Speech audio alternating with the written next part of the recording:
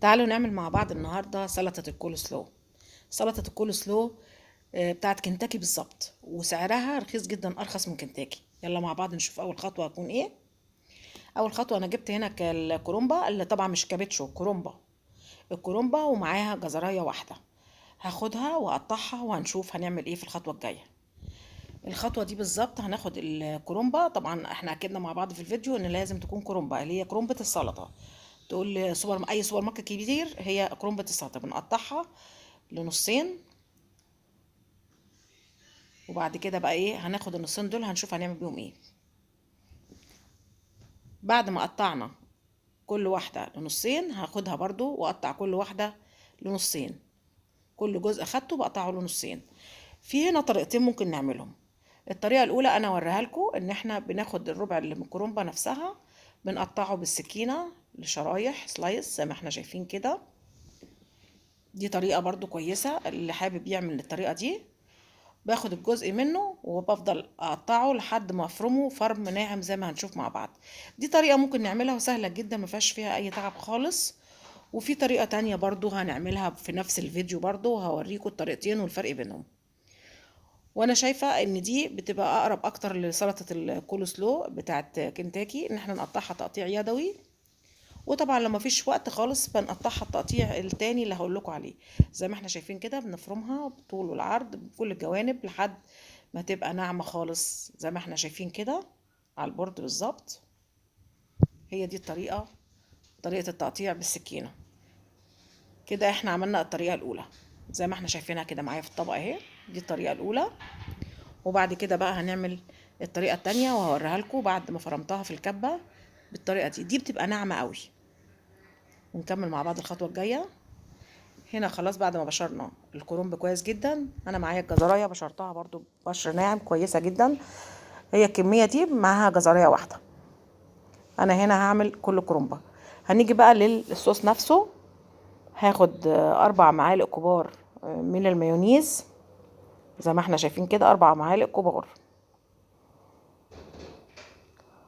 وهحط معاهم كمان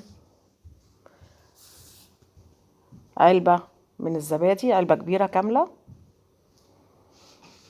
لان انا هنا هعمل كل الكرنبايه. لو هعمل نص كرنبايه بس باخد نص كميه من كل حاجه اللي انا بقولها. هضيف معاهم كمان 4 معالق من السكر. ممكن اللي حابب يستغنى عن السكر يحط عسل نحل، بس اللي مش حابب السكر. بس هي اساسها طبعا ان تكون متسكره. بس في العسل بيبقى اقل سكريه شويه. وبحط معاهم ربع معلقه ملح. وهحط كمان معاهم ما يقرب من اقل من ربع معلقه فلفل اسمر. وكمان هقلب الصوص ده كويس، وبعدين هحط معاهم معلقه عسل نحل. بتديني هنا، بتعزز الطعم جدا وبتدي طعم جميل كده، والصوص بتخليه تقيل وحلو. وبرده في نفس الوقت هنقلب الصوص ده كله كويس جدا. انا من محبين ان انا احط للصوص ده شويه لبن، فانا هحط اقل من ربع كوبايه لبن. هقلبه كويس جدا زي ما احنا شايفين كده. لازم كل المواد دي تتجانس كلها مع بعضها، الزبادي مع العسل مع السكر مع المايونيز، لازم يتجانسوا كويس جدا.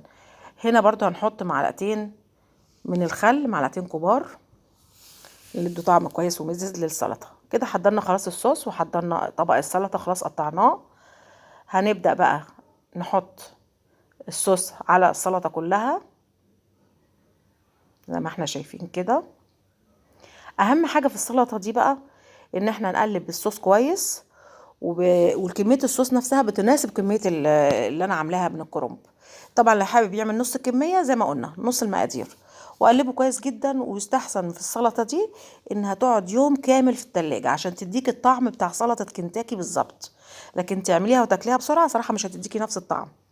فيستحسن ان هي تقعد في التلاجة مده لا تقل عن 5 6 ساعات، 12 ساعه حتى بالكتير. وهي دي سلطه الكولسلو. صدقوني جميله جدا. اتمنى منكم ان انتوا تجربوها وتقولوا رايكم ايه. ما تنسوش في اللايك والشير. وارخص كتير من كنتاكي. جربوها وقولوا رايكم.